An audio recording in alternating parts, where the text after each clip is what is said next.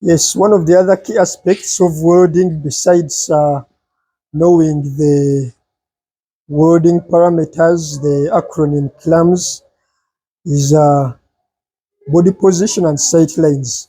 What do we mean by body position and sight lines? Sight line is obvious, something to do with your vision. Are you able to see? Don't think there's anyone who can walk blindly. Of course, if you are walking blindly, you might end up falling into a ditch. So even here, as you are welding, you need to see where you are going to weld. Now, for sight lines, this piece is where our students were doing their flat pad exercises. But realize here we have a groove. It was a V-groove joint. So by sight lines, basically it's weld where you are, see with your eyes, then you weld there. So if I'm going to weld here, since it's in flat position, the best way to look at it is looking at it from the top side. Now, so if you are going to weld like in this position, how should our sight lines be? Don't expect me, if I'm going to weld coming from here going this side. We want our eyes to be able to see where I'm coming from and where I'm going. So if I'm coming from this side and I'm going this side, I should position my head in a way that I'm able to see this side and this side. Some welders, or even students when they are teaching, you might find someone is like this. The head is now directly, or even changes the piece like this. It is now facing him. So when he's welding, he's able to see where he's coming from, but where he's going, he's not able to see that far. So with that, you find as someone is welding, so if you want to weld, let's say in a straight line, that's when you find someone who starts very well, but he goes the other side or this side. The other scenario, let's say, if the piece was like this, don't expect the piece to be facing here, then I bring my head this side. Meaning automatically your head should come this side where you are able to see your joint. So that's what we mean by sight lines. Basically, the light rays coming from your eyes should be going exactly where you want to work. So our eyes should be able to see where we want to weld. But this sight line also is connected with the body position, because automatically you can see that if I move my body this side, my head is also going to be changing, meaning my sight lines are also going to be changing. If I come this side, the sight lines now go this side. So meaning the body position is also important. So how important is body position? You position your body so that you are able to have proper sight lines, proper stability of your body, because don't think there's anyone who is a serious worker and you find him working like this. Of course, maybe for fun, sometimes you might see some YouTube videos for fun and you see welders doing like this, even sometimes having a cup of coffee, but that's for fun. For serious welding, our body should be steady on the ground. With all this, the other reason also for good body posture and sight lines is welding is an intensive work. When you are welding, the body starts getting tired. So to ensure that you don't get tired very fast and also don't develop a lot of stress in your body, you need to stand very well. That's the standing position we are encouraged to be in what is called an athletic stance. There's no any athlete, let's say boxer, you will find like this going to box. No. If I'm a boxer, meaning my legs would be apart, I'll be in this position. Why? Dodging, stability, even if probably I'm given a blow, I'm able to keep standing. So, hope you are getting the concept of athletic stance. Even other movements, to move from one area to another, my legs can't be like this. If you are like this and something pushes you, you can easily go down. So, meaning when you are welding, you always realize you will be seeing someone having his feet apart. When you have them apart, you are very stable on the ground. Then on top of that, for more stability, this electrode is a little bit longer. If you try to weld with one arm like this, you will be shaking. So What if you get this other arm which is not holding your electrode holder and you rest it somewhere? So this is what we call bracing arm. This is a dominant arm, the one which is holding the electrode holder. When you do this, you are able to brace your body very well. You can see right now I'm a little bit bending so much here. This is a little bit low. So to also compensate to ease on the stress which is coming from here, I can make my legs a little bit wider. I go to the reasonable height whereby my back is a little bit not strained here. Hope you are still seeing the relevance of body position. Then the sight lines still. I put my piece in such a way that I'm able to see where I'm coming from and where I'm going for proper welding in the joint. So with that, I go into this position. Then also this helps us with what we call proper range of motion. What is range of motion? It's the maximum distance you can weld in. If you have poor body position, let's say I was like this, most likely by the time I move from around here to somewhere, I will have a lot of fatigue. My eyes either would be paining, the back is paining. So body position also helps and sight lines help with proper range of motion. The maximum distance you can weld in while still comfortable. That's what we call range of motion. So back to our good position. My legs apart, bracing arm, get the dominant arm, rest it here. So once I strike, let's say I strike here, I'm able to weld. It also helps with feeding the electrode comfortably without shaking. Because for good welding, you have to have a stable electrode. Everything consistent, travel speed consistent, maintaining the proper arc length. We talked about the arc length. So you can see with all this, it's even so good for beginners that once you light your electrode, you don't have to do much. Just have to collapse this bracing arm. Once I go into this motion, you find all other things work out themselves automatically.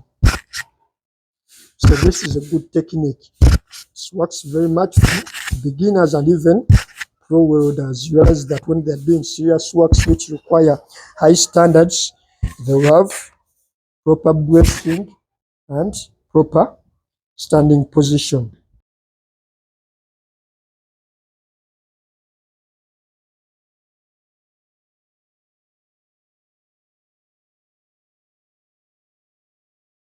Elements on.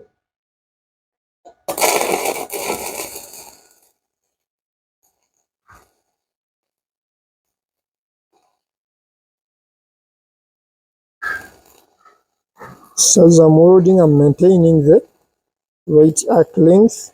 I'm doing a weld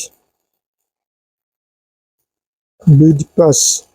So when I'm doing this, I'm controlling a number of parameters. I'm controlling arc length. I'm having the right travel speed to deposit uniformly. Current, I already set it on the machine. So when you are doing SMAW or C slag, so you give it some time to cool, then you remove the slag with a chipping hammer. You also get the wire brush. Yeah, so when it has cooled, this is a chipping hammer, this is wire brush. So you remove the slag.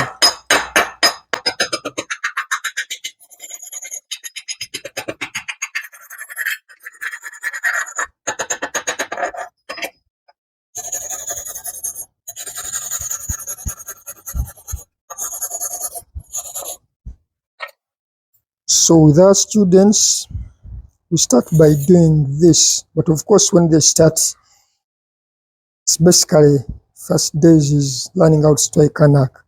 But there are those who are good who get it very fast and they're able to start doing some decent beads, but of course not like this. So with this bead, when I was doing it, it's not yet a complete pass. A complete pass is now finishing the whole joint. So meaning we'd have to do a restart here and we finish it up. So with this, we analyze it for the other parameters to ensure that I maintained all the parameters. For deposition, if I was moving in some areas slow, you would be able to see some areas where we deposited a lot. If I was moving fast, some areas would see a thin ropey bead if I moved so fast.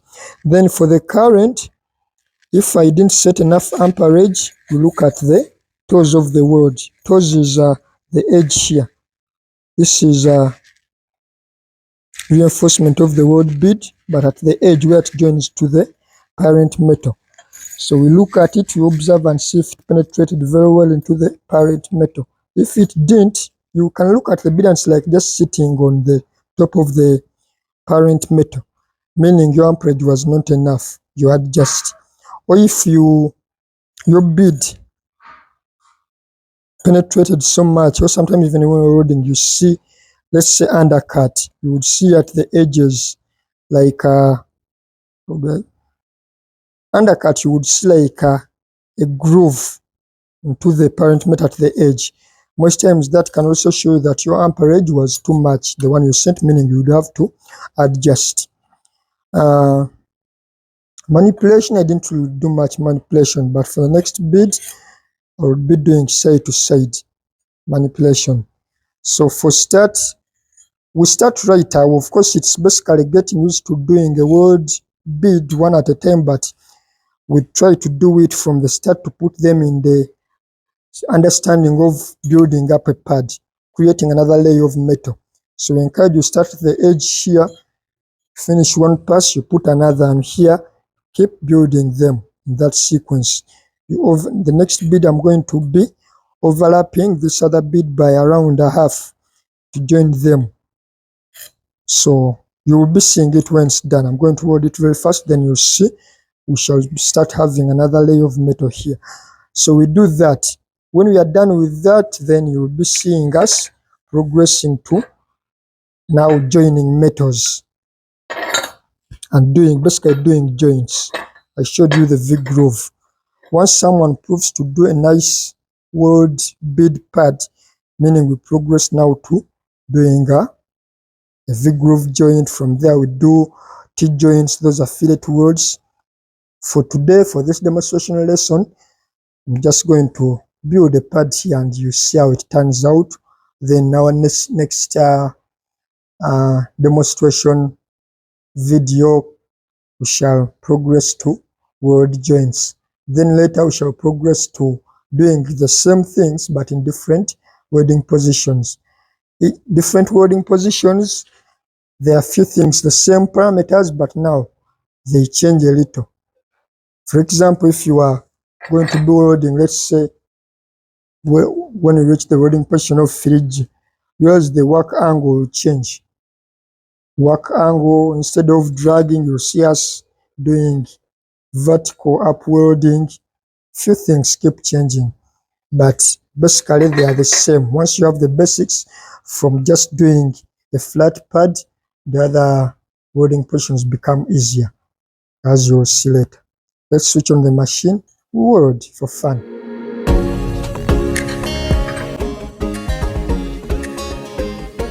This is 3.2 electrode. Now I'm going to adjust the amperage. So for 3.2 electrodes, I'm going to adjust the amperage. Even 118 can work, but 120 within that range. Let's have it 120.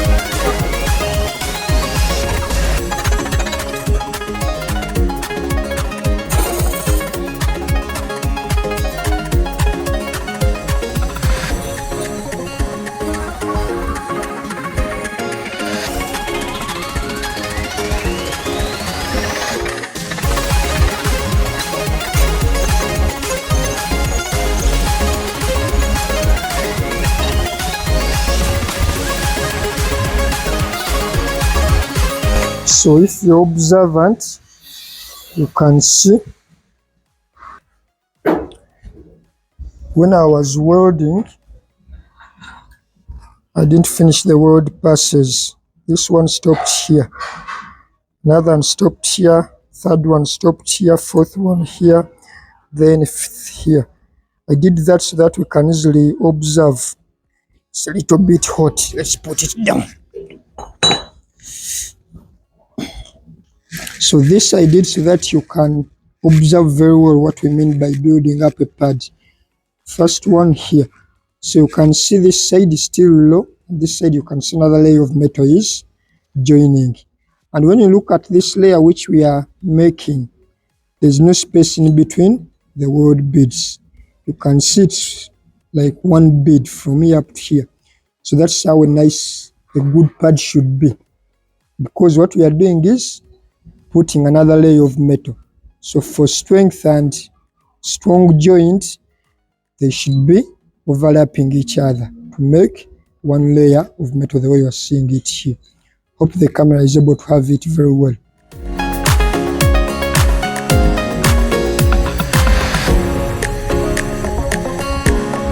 So we do that. That's what we do for practice. So you practice that. Actually, it's a good practice to get used to doing good welds. I've watched some other videos from other welders, and it's very recommended that as a beginner or even an experienced welder, you take some time to do this stacking up beads to build up weld bead pads. So thank you.